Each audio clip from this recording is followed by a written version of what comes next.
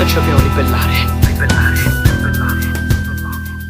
Io stavo persino tentando il suicidio, perché chiaramente non potendo pagare loro il pizzo sono stato oggetto di violenza fisica, chi ti voleva sforzare, chi ti voleva decapitare, chi ti voleva fare questo, volevano diciamo minacciare velatamente anche. Io oggi mentre camminavo per le strade di Roma per venire qui, io ho camminato insieme a Paolo, io ho camminato insieme ad Agostino, ho camminato insieme a Claudio, insieme ad Emanuela, insieme a Vincenzo, insieme a Walter. Io vi giuro, ho camminato insieme a loro, perché i loro pezzi sono in ciascuno, dentro il cuore di ciascuno di voi, e quindi io ho camminato con loro ed è stata una cosa meravigliosa, una cosa che non dimenticherò mai. 1, 2, 3.